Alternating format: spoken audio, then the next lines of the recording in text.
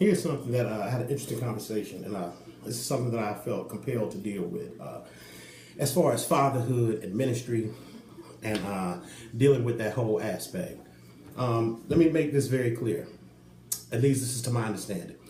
God will not call a man away from his home in service to the church and leave his family suffering in any way, shape, or fashion or on any level. That is not the work of God. I know a lot of times we say, ministers say, I give myself away, so that God may use me.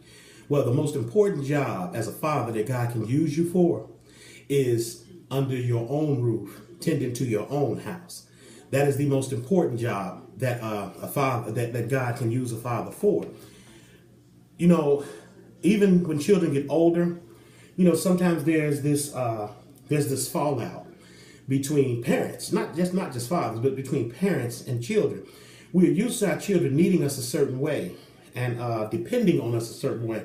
But as children get older, they gain a certain level of independence, and they don't quite need us in the same way that we have become accustomed to. Like I say all the time, I ain't gonna tell you what I heard, I'm gonna tell you what I know. As your children get older, you have to understand that less of you is required in their lives as they start to get older. Now, if they're still living under your roof, that still applies. It's not just because they move out. It still applies even if they are living under your roof. There's still boundary rules and limitations, things that have to be followed. But they do not need you in the same sense that you've grown accustomed to them needing you. They eventually grow, they eventually expand, and they sort of develop their own intellect and their own mind. And I always say, even to my own children, that your opinion carries the most weight under your own roof. But even in saying that, behind that is love. Behind that is my understanding and knowing that, you have to kind of give them space and kind of give them room to grow. As an obligation as a parent, dealing with children, we have to understand that there's a certain bird, it's called the cuckoo bird. I think it's the cuckoo bird.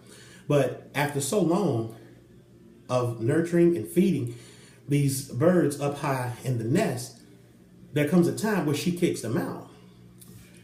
And the idea is once they're kicked out, is that they are supposed to fly. Every bird does not fly. She kicks them out and some of them crash to the ground. Now, that may seem harsh, from a human perspective. It may seem a little bit harsh. But here's the thing. When she kicks them out, it is because she has done everything that she can within her power in their development to prepare them to deal with their flight through life. Like I said, some of them take off and they soar. Those will be the ones that adhered to the lessons that were being taught. Those that don't and fall and crash to the ground, it don't mean that they're inadequate or that they're less than their brother or sister birds who flew away. What it means is life for them is going to be a little bit more challenging. It's going to be a little bit tougher. Now you're going to have to put in some leg work and some groundwork to be able to get yourself up to a level where you can fly.